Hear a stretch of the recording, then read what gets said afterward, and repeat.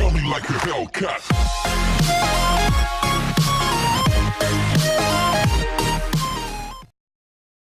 Hello boys and girls, welcome to my channel. I'm Obscure Angel PD, and for today what I have here is DarkSiders Warmastered edition. So this game was developed by the Visual Games, it was ported by Kaiko, and they are using what I believe that is their Phoenix engine. That is the engine that powered up the Dark Souls 2, but I'm not sure if they are using it for the Dark Souls 1. So this is the settings menu that you can customize your settings on your PC, and as you can see it shows you the controls of the Xbox 360 gamepad. Not sure if it is what it shows if you are playing with a keyboard and mouse, but I'm using my Xbox 360 gamepad, so I believe it adjusts to it. So we have now a couple of new options here. We can tune between the FXAA or FSAA. We have now texture filtering that we can choose from. This is a nice option because that's something that the vanilla game had and didn't add any texture filtering, and what really make the game look much worse. And now with texture filtering we can customize your anisotropic filtering, which is pretty good. But this is not the only thing that we have here new on this remaster. So based on what Steam pages says about the game, this remaster supports now 4K resolutions. The texture quality resolution was doubled, and that is very noticeable, not only on the VRAM consumption but too on the quality. So all the cutscenes was re-rendered and are accessible on the folders of the game. So if you access for the folders of the game, you will find the cutscenes in there in the .wmv format. There were some improvements in the rework of the game. I'm not sure what they really reworked. The shadows did change, they are now much more sharp. I don't truly like this type of shadows, but between these sharp shadows with high resolution and soft shadows with flickering all over the place, I do prefer these shadows from the remaster. Okay, there are new post-processing effects, I don't truly like them. For example, we have now the vignetting. I have nothing against it, so it makes the corners of the screen a little bit more black. It's a vignetting effect, but you can activate the chrome effects, and it's now enabled on the video just for the benchmarking purposes and to show a little bit about the remaster. This chrome effect is basically just what is the name of that? It's basically chromatic aberration on the corners of the video. Okay. So, continuing the stuff that I continue to read, they say that they optimized the frame rate. I'm not sure what they really mean about optimizing the frame rate. Of course the game is more demanding, but it seems that the game now can use the 4 cores, okay? So, and as you can see, you saw the graphic options. I might add that they have a dynamic field of view that you can adjust. They now have Steam trading cards, and they can support the Steam controller. So this is all really nice additions. The only thing that I want to say is that if you complete the first DarkSiders, I don't see any reason for you to go and buy this game again. But anyway, if you completed the first DarkSiders, you did, and you have it on Steam. Let's assume that you have this game on Steam for free. So if you go to your library, you're going to find your game in there, which is good.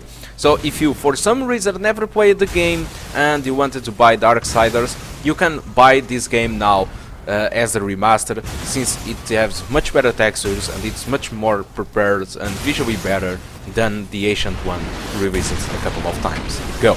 Okay, so for now that's all I want to talk about DarkSiders Warmastered edition. If you want to check the real frame rate without recording, just check it on the description of the video, or press on the upper right corner where it says frame rate in a red square, which will take you to a sequence of the video where I show you the frame rate without recording and all the stats about the PC with FXAA or FSAA.